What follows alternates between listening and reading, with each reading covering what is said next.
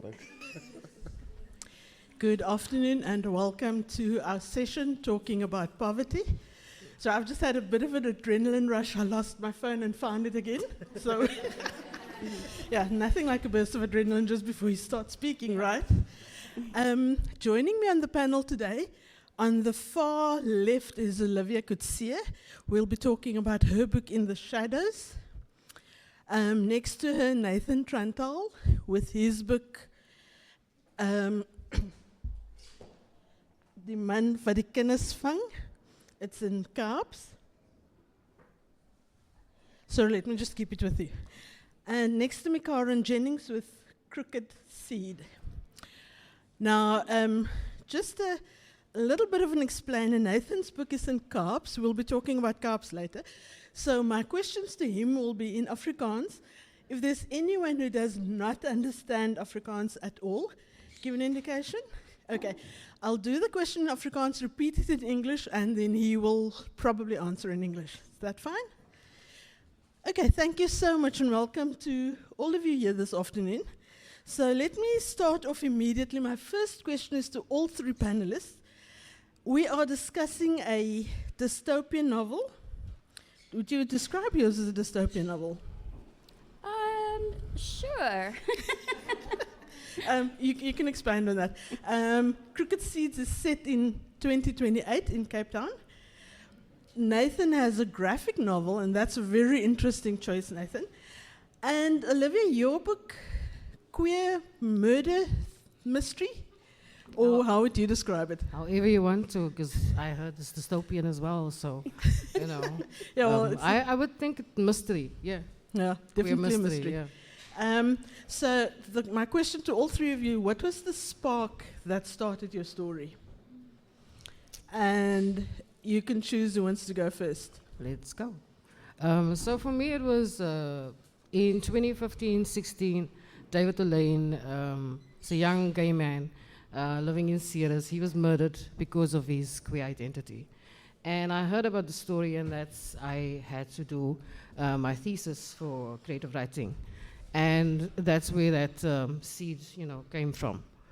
So that was my inspiration. Okay, so what was your thesis on? So it was, I had to write a novel.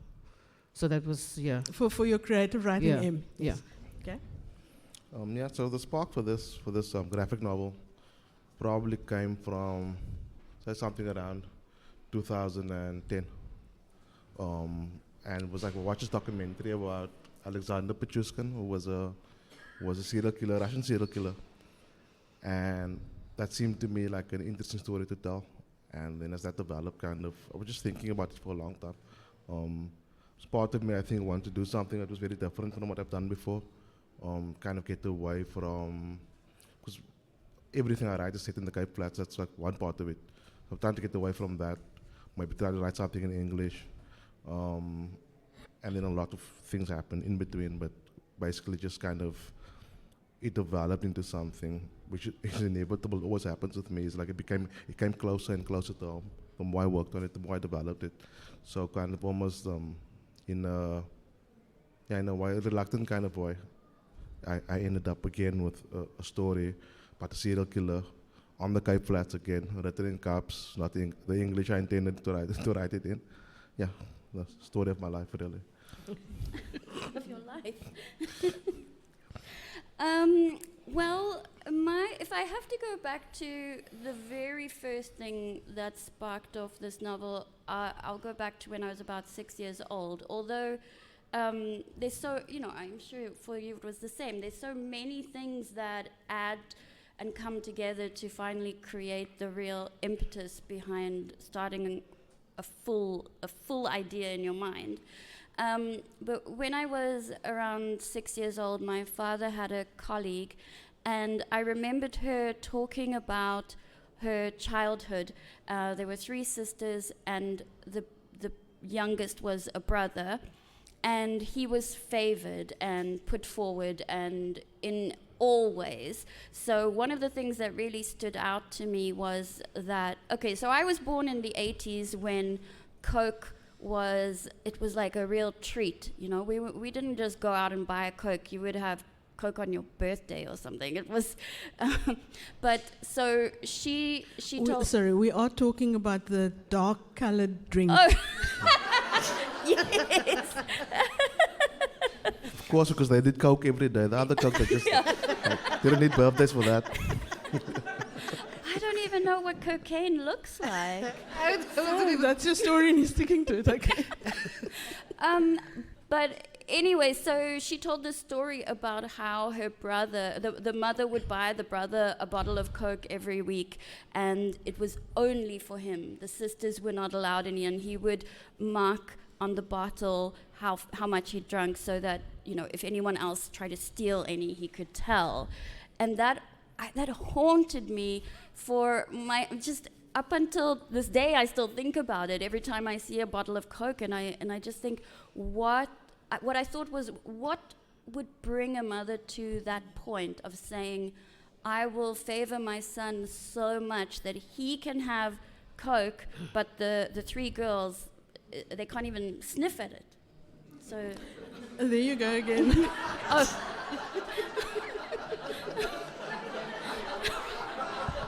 Oh dear. Okay, so maybe we should move off the topic of Coke for a moment. My next question, Nathan, to you and to Olivia. Sorry? So, Nathan, your graphic novel is in Kaaps. Olivia, what we have here today is the English translation of your novel, which was initially published in 2020 in Kaaps. Now, we often talk about Kaaps. It has become common knowledge or common parlor to talk about Kaaps, but often people don't understand what it is. Would the two of you like to explain to us what Kaaps is? No. I said I'll do the honors. Thank you very much. And I'll simplify it mostly because I always forget half of the history. But essentially, most basic thing is Kaaps a language. It's not a dialect of another language. It is an actual language on its own. It's the oldest form of Afrikaans.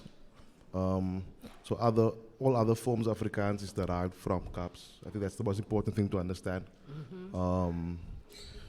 Where the language comes from, it's basically a mixture of Dutch. Essentially, what 1600s Dutch came here, brought slaves with them from Madagascar or Indonesia, and kind of basically a way of in other places, just a way for people to communicate. The slaves, not only slaves, but for people, indigenous people and slaves, to communicate. They kind of use this form of Dutch mixed with their own kind of native languages. It's like, and I'm probably skipping over a few things, but in the most essential form, it's that. Mm-hmm. And then later on, when Afrikaners wanted to separate themselves from Dutch, from the Dutch, basically, they decided, okay, we're gonna take this language that looks nice here, and we can standardize it and use it for ourselves and say this is now. So what essentially became Afrikaans is Kaaps, but because nobody took, it was called Kitchen Dutch, nobody took it seriously, so actually the language is allowed to exist, allowed to kind of evolve. Allowed is a very heavy word to use there, don't you think? Yeah, no, but it's exactly the word that because I always think if they were smart about it, they would never have allowed that. They would have been like, no, you can't speak this language, not even at home. If I want to kill a language, that's exactly what I would have done. It's like, don't speak this language, it's illegal. I mean, is it really that heavy in the context of a country where you're allowed to not go to, or allowed certain places and not allowed to go certain places? No, it comes from the same spirit, same kind of thinking as well. So, but that's kind of the most, and I hope there's no linguists here who can correct me, but that's the history as I understand it. Yeah. Okay, so show of hands, how many of you in the audience now know what Kaaps is? Okay, good. So you've done your job. Thanks, yeah, not Nathan. too bad. Okay, Olivia, next question is to you, and you can't say no this time. That's fine. When you translate, your novel was translated from Kaaps into English. Do you find that something is lost in translation? Because Kaaps is a very rich and diverse language. When you translate that into English, don't you lose something in translation? Yes, you do. So when I initially translated the book, it was for North America. So I had to use a certain, that type of English. Yeah, I saw the apartment versus flat type thing, yeah. Yeah, and the same with, so one of the characters is called Draki in Kaaps, and I couldn't use dragon because it just didn't sound right. So I used toothless, as just an example. You do lose something. When you pander to the Americans. Yes, you do. But there's also a thing called Kaaps English. A friend of mine, she did her honors did some research on literature in young people on the Cape Flats, and they spoke a particular English. And I was speaking to my publisher, I was like, maybe we should, just for this English translation, use the Kaaps English to make it more, home. Okay, thanks. Okay, the next question. Sorry, because there are 3 people on the panel, I'll just tell which persons I'm asking the question to, otherwise it becomes confusing. So Karen and Nathan, next question is to you. Your previous novel was longlisted for the Booker Prize. Nathan, you won the Jan Rabie Marjorie Wallace Fund bursary. Is it a bursary or fund? Which is quite a substantial amount. And the works we're talking about here came after your longlisting. Your graphic novel is a direct result of the award you were given. Getting that sort of recognition comes with increased scrutiny. How has that influenced your process in approaching the new project? Is there more pressure? Did you have to think twice about what you are doing, or was it just business as usual?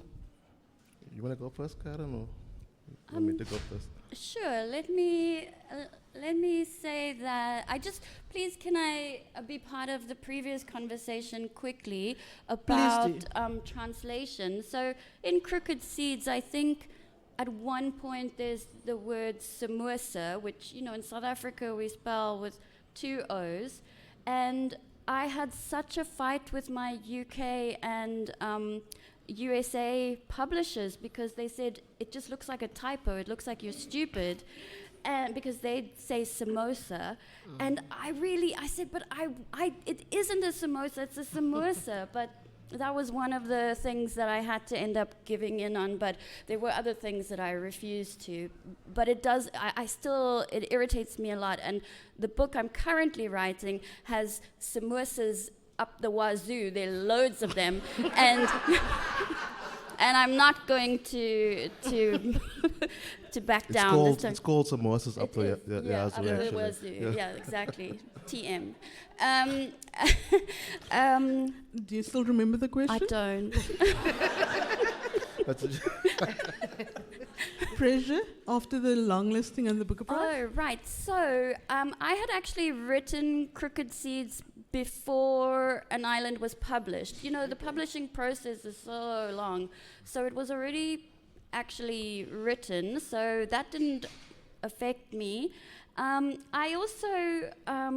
I think I've spoken about this somewhere before where I said, I'm sorry, it sounds very arrogant, but I write what I want to write, and I can't think about what other people are expecting or wanting. Of course, there are times when, you get the royalty slip back and you see, oh, wow, An Island sold, I don't know how many copies, and Crooked Seeds sold 4. It's but you have to write what you want to write, otherwise there's no point to it. So I only write to please myself, and the only pressure is from myself, and that's the worst pressure of all, because I do hate everything I do. Except when it comes to samosas. Yeah, that's my one thing, yeah.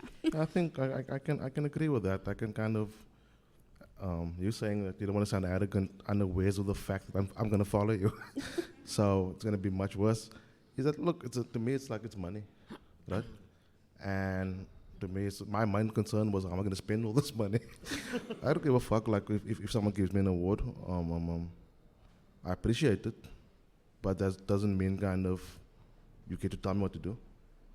To me, it's kind of, because I think it's this idea kind of that people are only with money. Like some people come to me like, yo, Nathan, you like to complain about the white people. Yo, we buy your books. And I'm like, so? Yeah. I didn't tell you to buy it. I'm not fucking forcing you to buy it. It's kind of, you buy it. And I'm glad you're buying it. But that's where that relationship ends. I don't owe you anything beyond that because I've put in the work. Like I've done my job. You know what I mean?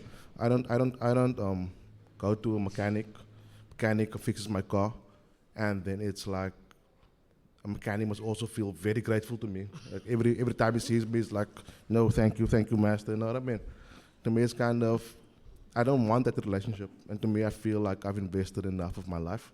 Well, that's money, right? That's just money, and you spend money. I invested my life in what I'm doing, and you don't get that back. Every book, this book took me 6 years to finish, and that's 6 years I'm never getting back. It's a part of my psyche that I put in there that I'm not getting that back either. So to me, it's kind of, it feels like a unfair exchange for me. Because that's kind of, money comes and goes. Do you know what I mean? And I've had a lot of money, no money. To me, it's kind of, it doesn't change how I approach what I'm doing. No, it's like, to me, I didn't feel any pressure like in that way. The pressure came from the work itself. And that's enough. I think if you're an artist, you have to deal with that already. You don't need to invite anything else into that process, because that will kill you on its own. My next question is still to you. So, sorry, I said I was going to do these questions in Afrikaans. Jy is hoofsaaklik bekend as 'n digter. Maar jy het begin as 'n grafiese kunstenaar. Jou eerste werke was as 'n grafiese kunstenaar. En die man wat die kinders gevang het, is 'n soort van 'n terugkoms na waar jy begin het.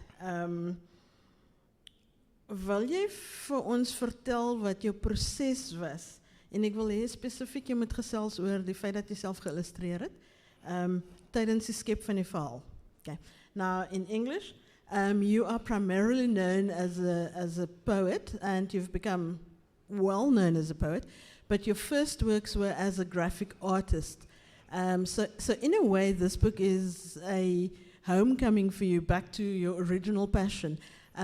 Please talk us through the process in creating this, and I'd like for you to also speak a little bit about the fact that you did the illustrations yourself. Yeah, so I think it felt exactly like that, kind of like a homecoming, in the sense where I always see myself as a comic book artist first. I think a lot of the way people interpret you as a poet is kind of, that's the idea of poetry. That's kind of, they have a lot of respect for poetry in terms of social hierarchy. That's a kind of, that's a serious job, and being a comic book artist is a less serious job. So that's other people's perception. My perception has always been, I've done both jobs, and I know this is the one that requires the most effort. And the most skill. As an illustrator, yeah, skill, and the first thing I had to do basically was, now I've generally, all these years, I've worked with my brother. And how that relationship has worked is that I'm the younger brother, so he does all the difficult stuff, and I do the kind of enjoyable stuff. And then I had to do this book, and I had to do everything on my own, for various reasons. I had to do everything on my own. So, but I say, for instance, it took me 6 years to do the book. It actually took me 3 months to do the book. It took me 6 years to learn to do those parts that my brother used to do. And that was difficult. I'm interrupting you now. So which part did he do? No, I draw human figures. I draw anything that's organic. So I'll draw a tree maybe, or a cat, and people, right? and then all the technical aspects or backgrounds. That's my brother's work. The color work's my brother's work, and then all the ink work as well. I only work with pencil. So, because I have an unstable hand, my hand shakes uncontrollably. So to learn to ink with a shaking hand is just feet on its own, right? So that whole process, kind of learning that process, that was so impossibly difficult. And the thing is, when I'm writing, when I write poetry, I enjoy poetry. I enjoy writing poetry. To me, it's kind of, there's some struggle in there, but it's, it's like a montage. It's like it's fun struggle. It's like, what I mean? It's like I know I'm doing my work here, but it doesn't really feel like work. With the graphic novel, everything feels like work. Everything feels like I'm not going to finish this thing, and I've already been given this money to finish it, and I can't finish it. So there was pressure. But the pressure came from the work, and I don't want to owe anyone. So I don't have debt. I live I live from the land, catch my own fish. Do you? No, not really, but no, it's a metaphor. It's a metaphor for, I metaphorically catch my own fish. So kind of having that, because that's a contract you sign. You're saying, you're giving me this money, I have to finish the book.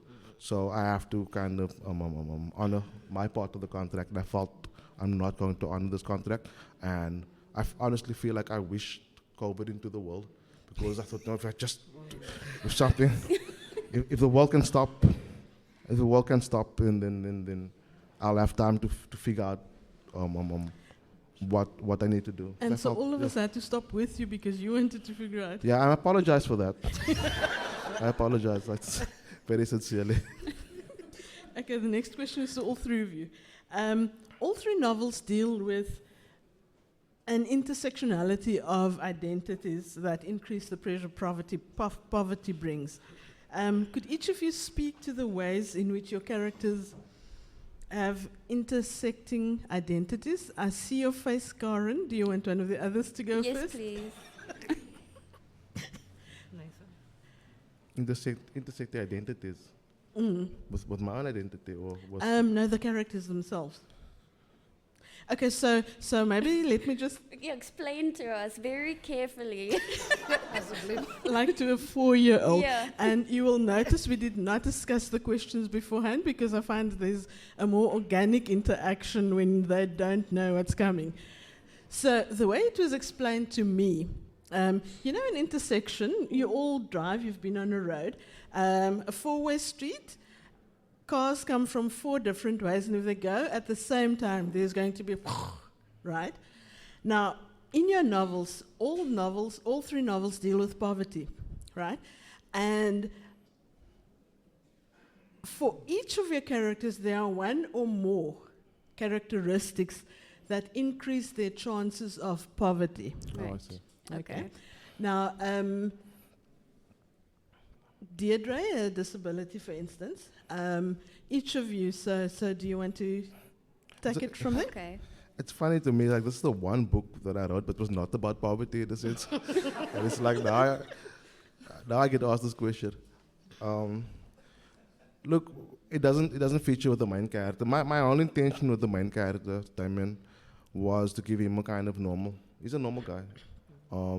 He represents me in some ways, but in other ways, he's like, as a father at home, there's no, like, the drama in the story it's not a reflection of his own life. He's just growing up in this kind of environment, right? So, in the way that he's a product of poverty is the fact that he's colored, he's born colored. By default, he's placed in a certain kind of position, certain township. So he grows up in the township. And in the story, there's a serial killer who's killing little boys, right? So he kills boys that are around the age that Damien is. So he gets pulled into that, right? So that's in that way, right? And then, of course, like when the book starts, it starts in the old Ukraine. Yeah, I'm going to ask you about that later, so don't give away too much about that. I won't give away too much, but that is also that also falls into that part of kind of thing of the result of poverty on kind of a person's psyche, the way it affects them when they become adults. So that ways. Okay.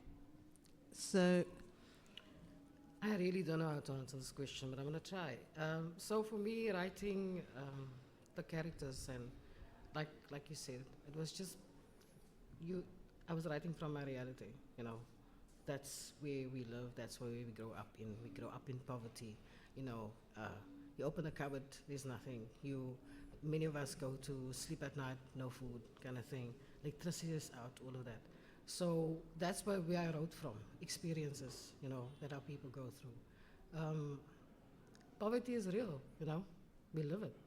So there's no needing to go outside and go and find what it means to, you know, to be impoverished. It's just there, kind of. So that's yeah.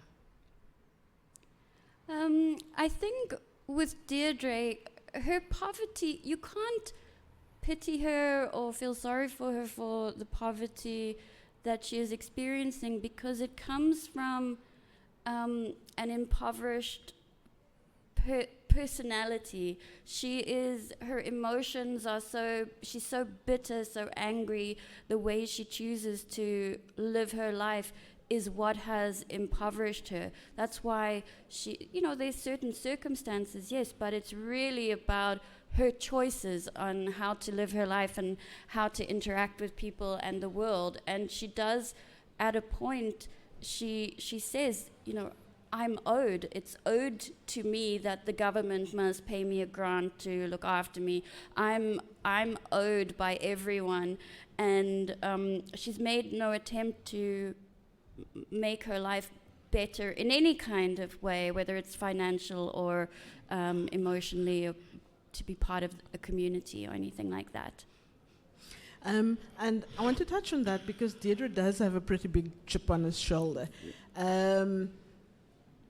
But there's also the issue that her property was expropriated from her, and there was a promise of money, and money never came. Now, that taps into the fear a lot of South Africans, and especially white South Africans, have that landlessness will lead to poverty. Would you like to touch on that? Do you think that? No, let me just leave it at. Would you like to touch on that? Well, it's something that I don't explore fully in Crooked Seeds, but it is a subject that I have explored in small bits in various novels, where it's individuals and their relationship to the land, to the earth, how that is really part of their identity and who they are.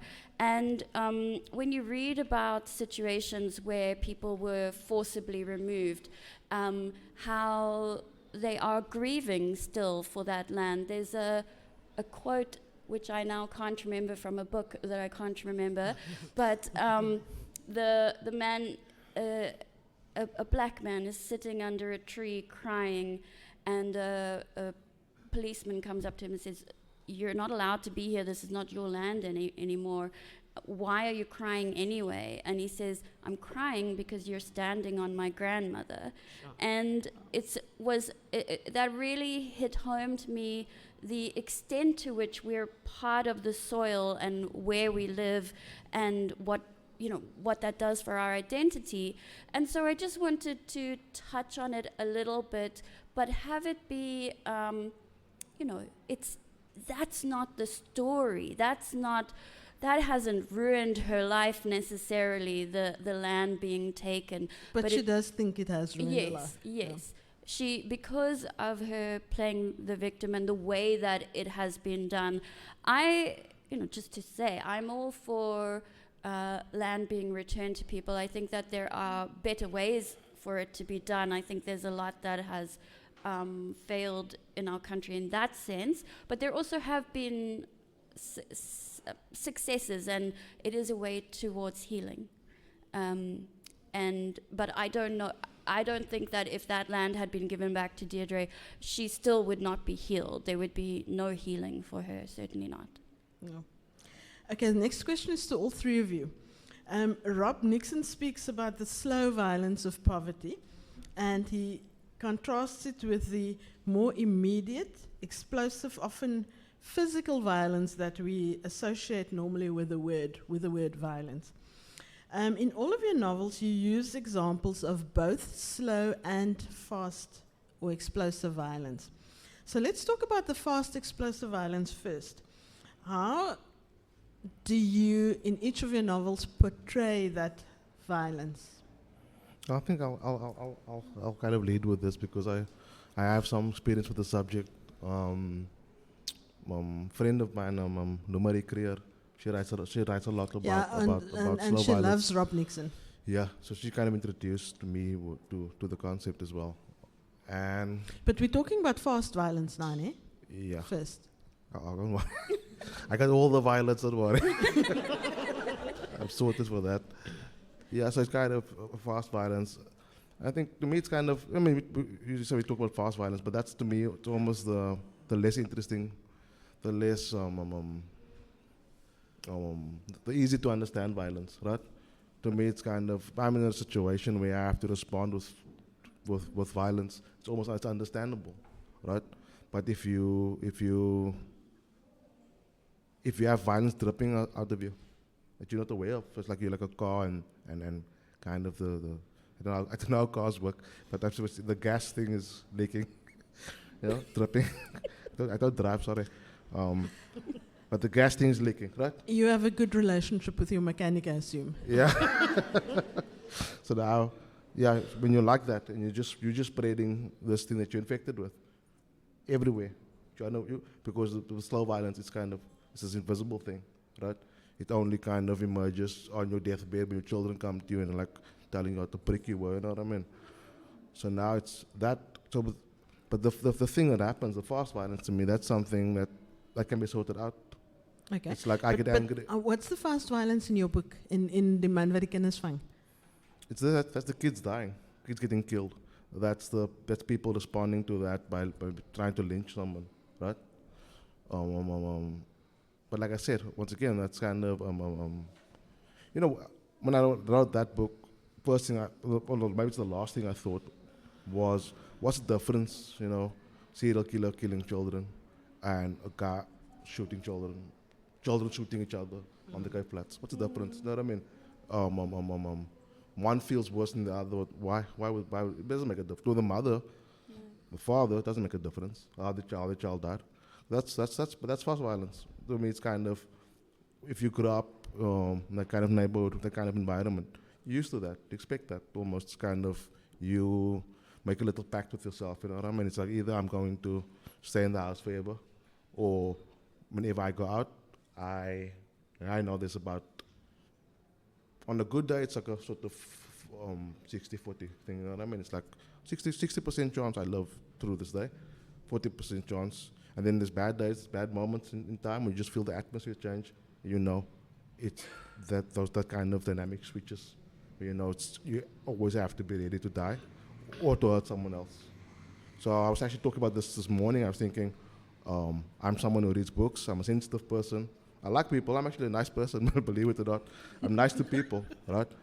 Like, it's an abomination that I have a capacity for violence inside of me. And that's just because of where I grew up. But don't we all? Not in the same way.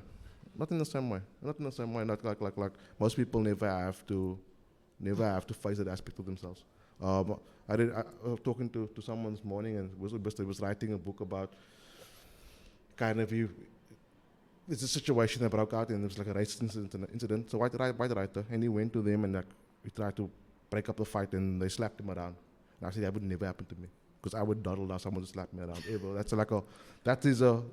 That only happens There'd be to someone immediate fast explosive violence from your side. To me, it's kind of, I will immediately go to. And I don't say it's a critical thing about him. That's a normal human reaction to think self-preservation, to think, oh, this person's a bully. I would never concede that someone's bullying me. To me, it's kind of, I am going to fucking stab your eyes out. That's my response. I'm not.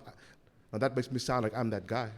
I'm not that guy. So my whole point is actually, I'm not that guy. I'm like a quiet guy who reads books and watches movies and discusses whatever fucking philosophy, whatever I do. That's the guy I am. Like, why does just because of where I was born, why do I have this component to me? That's. but that's possibly the slow violence that Rob Nixon is talking about. The more interesting The thing, more as I was interesting saying, yeah. violence. Don't worry, Yeah. we'll get to that.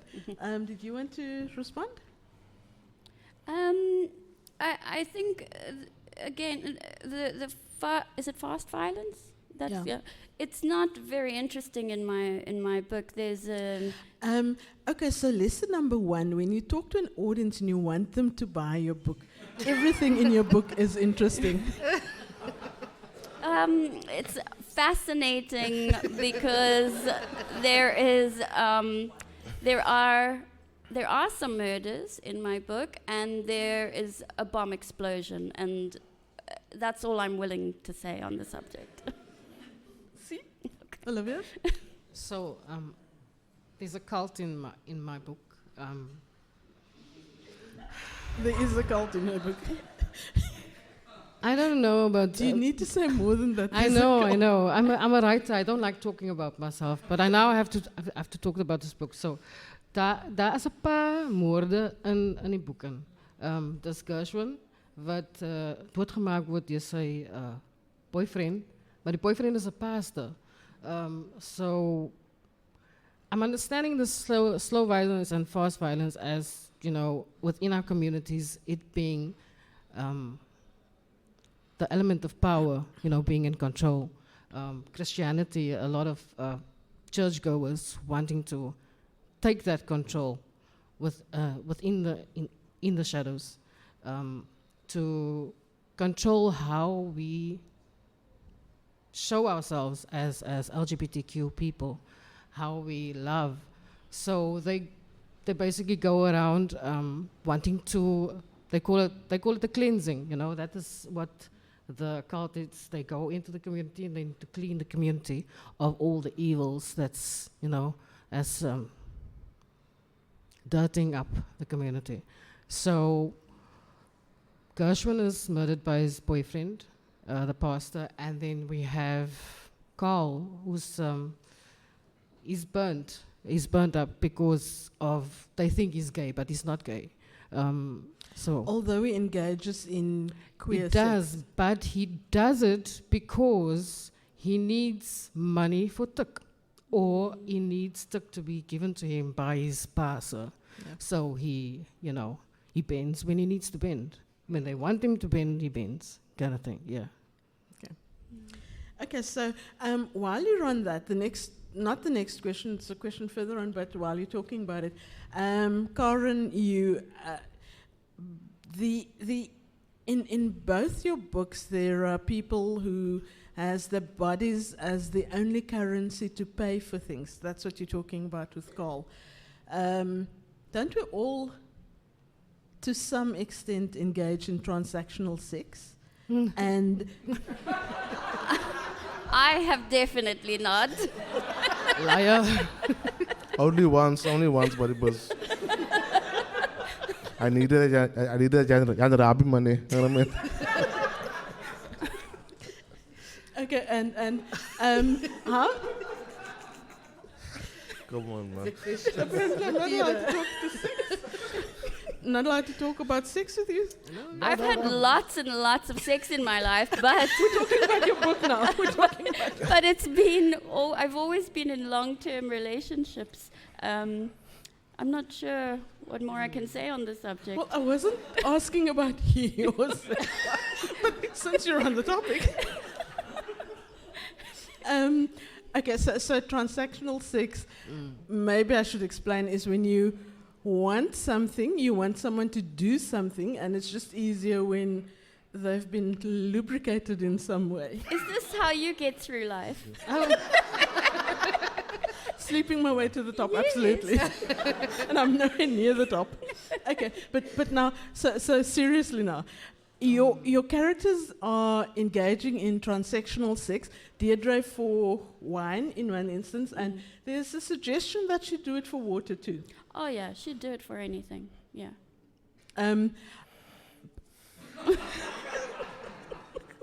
So how was your research on that for? That's not the question. No, okay. So seriously now, and I'm trying to ask this question.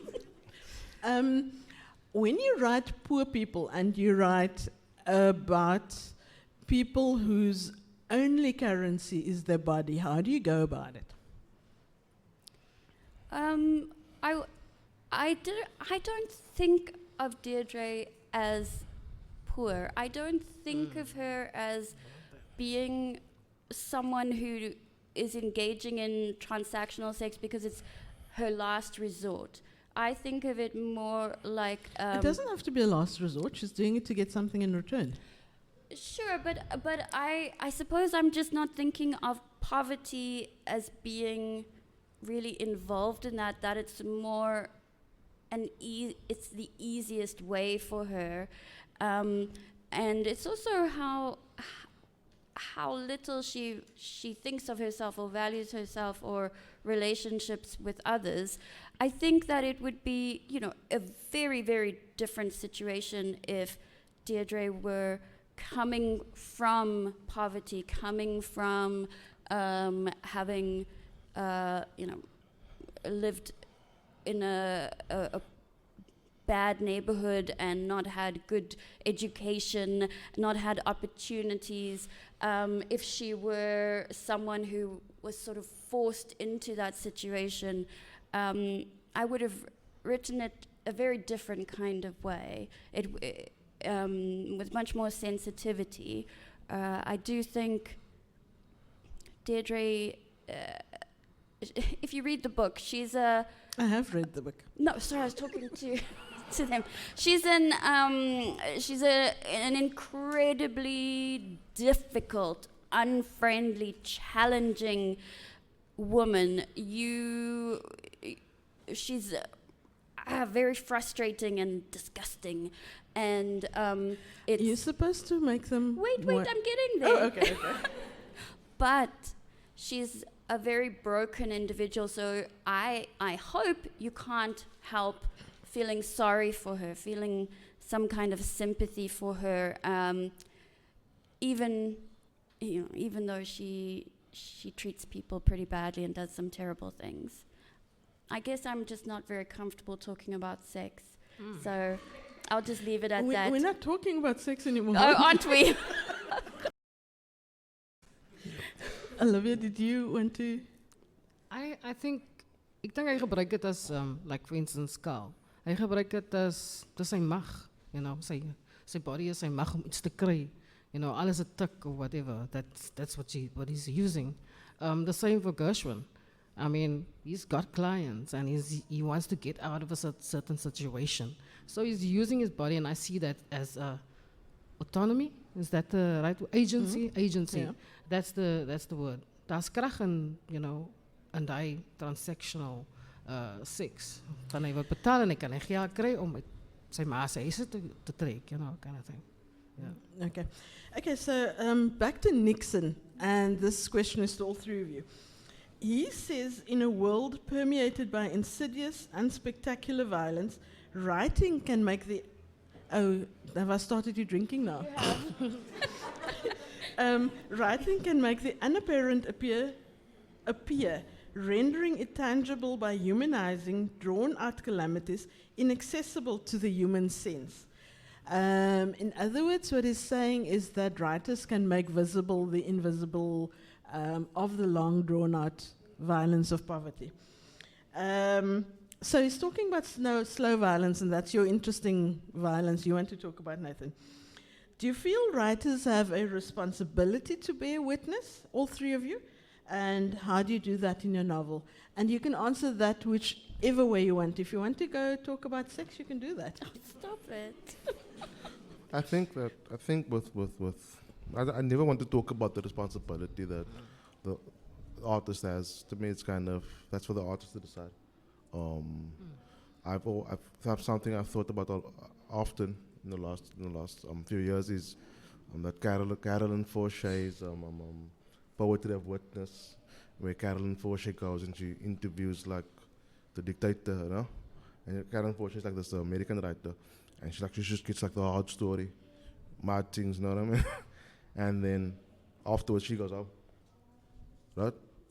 And then she writes a story, she writes her poems. She doesn't have to stay there. And also the dictator wants to tell her his story, because she's gonna write something nice. It's gonna be in a book, right? Now, when I write poetry of witness, I have to think about the off chance that my cousin can read the book, and I don't quite know, like, if I'm that safe. Like, he's my cousin, but he might be very offended to the point where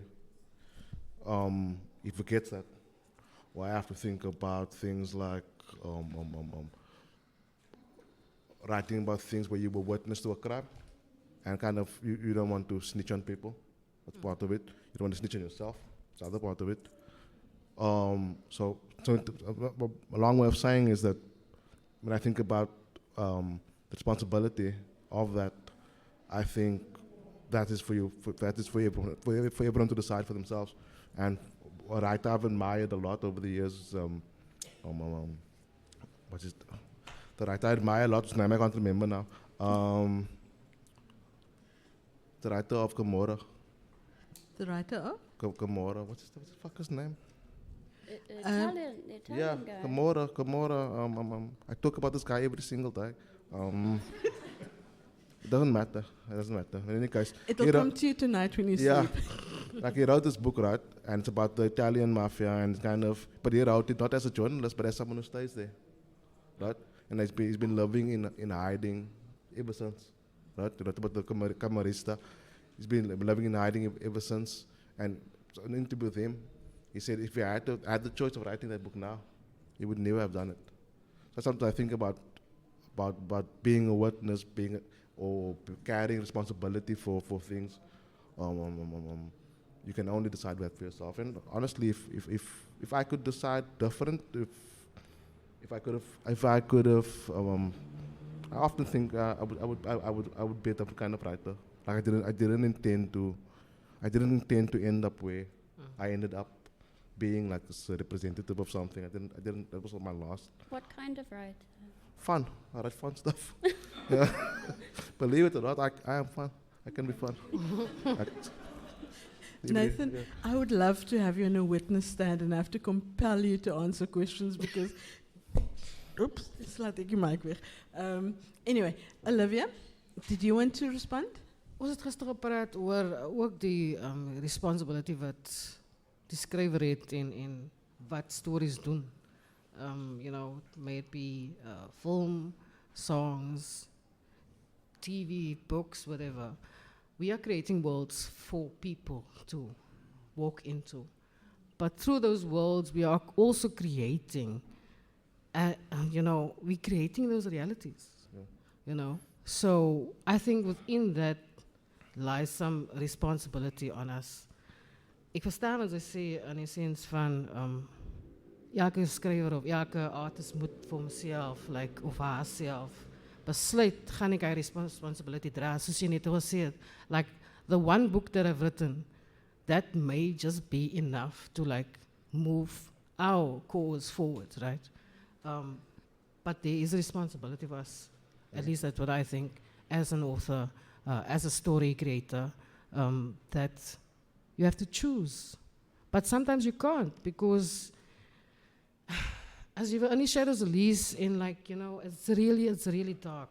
It's like taking the darkness that we are already living in to an extreme. You know, it's like just you as the audience or the reader need to ask yourself, really, do I want to live in this type of world where, you know, this darkness is just, you know, as meer donker in die huis, no, like die puts kind of thing. And if I had to choose, I would have wanted to, like, you know, write fluffy romantics, you know, that But you did have a kind of choice. thing. You did have a choice. You I could have didn't. written fluffy. I didn't. Because when I started On the Shadows, dit was eerst 'n ander boek geweest, like, you know, parts of it is still there, like the original draft. But when I rewrote it in caps, it's just something different came out. Like this whole different world came through because I was writing it in my mother tongue, and it was just dark, you know. It was because of this that seed that was planted by David Lane. And the murders, not only his murder, but also all the other queer murders that happened within South Africa. and the corrective rape and all of that, and how Christianity plays such a huge role within that space of we need to correct, we need to, direct how people love. No. And why do we need to own that power? And so that's what came through. She was dark. They were dark, It slips away from you, right? It's like Yeah. you start in one direction, and then you're like, how did I end up here? Every time it's like I go in a direction. Even in this book, I was like, there's gonna be like a serial killer story, the chessboard killer. That's Pachuska's name. So cool ass story, like a murder mystery thing. It's kind of I'm gonna show kind of that I can also it's a dark subject matter, but I'm gonna tell it in an entertaining way, right? And then you end up with something where it doesn't matter. I don't give a fuck if it's entertaining or not. It's just I know it's depressing, but I feel like I had to tell the story. Roberto Saviano, that's him that I was looking for. Jesus Christ, yeah. I won that race eventually. But yeah, you end up that way. You end up in this position and don't you feel like well, you've carried the pail this far, like you want to put it down, like someone else should kind of pick it up, and you want to go live your life now and like have fun and stuff. People do. Toe ek die ding translate. Toe is het like daar's 'n hele stuk van dit wat ek moes weggegooi het. But then I also realized that In the Shadows is nog nie klaar nie. Yeah. It's not done. And the only reason why it's not done is because we are still living in the shadows, you know? We're gonna continuously live in the shadows until we write and create stories that speaks of a different world, that's a world that's beautiful and where everyone loves each other and all of that. But we are human beings and we are very complex, like entities. And that's a big part of it. Like, I think it was you that said, jy weet nie gedink die donkerte kan deel van jou visie. Yeah. But it's part of us, the darkness is part of us. But there's beauty in the darkness, there's beauty in the shadows kind of thing. Yeah. Karen, I'm not going to ask you to respond because we're running out of time. Sure. I do want, are there any questions from the audience? I'll be able to take 2 before we wrap up. Karen? Yeah, I found it interesting what you said about when you translated into your own language. I'm sorry, there's a mic. Oh, sorry. Olivia, and I guess it's for all of you, that it's interesting what you said when you translated In the Shadows into your own language. It is as if you couldn't have the distance to what you're writing about anymore. Geria Fredericks once said, when she's a poet, and she says, when she wrote about things that were too close to the heart, she rather wrote them in English because then she needed to create some distance. Is that maybe why, when you wrote it in your own language, that distance fell away? So English is not my first. I hope I'm understanding what you're asking me. It's not my first language, and so the initial, the original was written, or the first draft was written in English, and the title was different and all of that. And when I wrote it in Cubs or rewrote it in Cubs, it just blew up. This whole world just came through, and it just kept on growing. The characters sprang up and all of that, and it's like vlees wat aan die been gekom het. Kind of thing, That's what I mean. So that distance that you can create when you write it in English falls away. Yes. Heeltemal, yeah. I think it's also when you write in your second language, you always translating. So you never as natural as when you're writing in your. So to me, it's almost like you have a plate of food in front of you, right? This is English, and then when you write in your own language, it's like the frame expands, and now it's a buffet. Now it's like you can have everything, whole world to choose from. It's kind of, that's what the experience is like.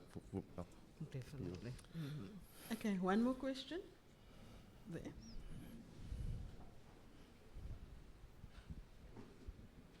Hi. Sorry, can everyone hear me? Laura Jane.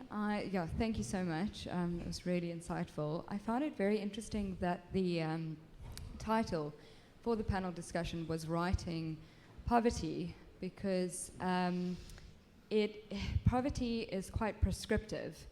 And I think, especially in South Africa, I think there's sort of a common trend to associate the word poverty just with purely socio-economic, words such as disadvantaged socioeconomic status, or even poverty of status.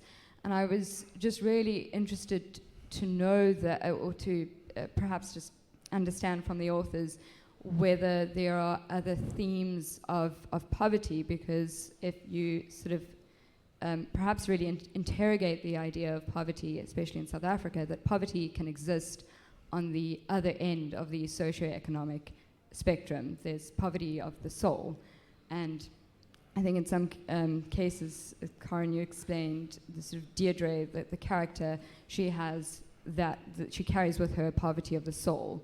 And that's what really emanates from the character that you've built. So yes, just a general question is, what are the themes of poverty, or how are there other words that you would have used instead of poverty? Thank you. Is your question directed to all three? Yes, or anyone who would like to answer that. Except me, I've already answered it. Okay, Go ahead. Look, it's if you've been hungry, it's like you don't want to go into the semantics of poverty. To me, it's like poverty of the soul. It's like if I had to choose between poverty of the soul and poverty of being hungry, poverty of the soul every day for me. You know what I mean? Because you can still enjoy life with me, spiritually impoverished. I might be spiritually impoverished right now. Like I don't even know. It's like, but if you're hungry, you know, and hunger consumes every aspect of your life. Hunger will eat your family. It will nothing. And the thing with if you've been hungry, there's no fix for it. If you're consistently hungry for over the span of in your formative years, whatever, if you're consistently hungry, you'll never fill that gap. You can have a million in the bank, you'll always be hungry. And once you can't satiate them. Once you've done satiating kind of the hunger in your stomach, yeah, that hunger shifts to other things. So now you can't find love. You can't find fulfillment in love. You can't find fulfillment in your family. You can't find fulfillment in whatever. And that's why I used to be very harsh on my parents until I started to understand being hungry. And we grew up hungry. They grew up like starving. You know what I mean? No one gave a shit about them. And so once I understood that to myself, once I kind of experienced that to myself, I could look back kind of and say, oh, these people, like, I understand why they had so little to give, because it was all consumed by the hunger they experienced. Yeah. Okay. And on that note, you can still have conversations with the authors afterwards, but our session is now ending. Karen, Nathan, Olivia, thank you very much for a very informative session. The books are available downstairs, and all three authors will be downstairs to sign books. Please buy the books. If you do nothing else this weekend, buy all three books and have them sign it for you downstairs. Thank you very much for your attention, and have a good afternoon. Thank you.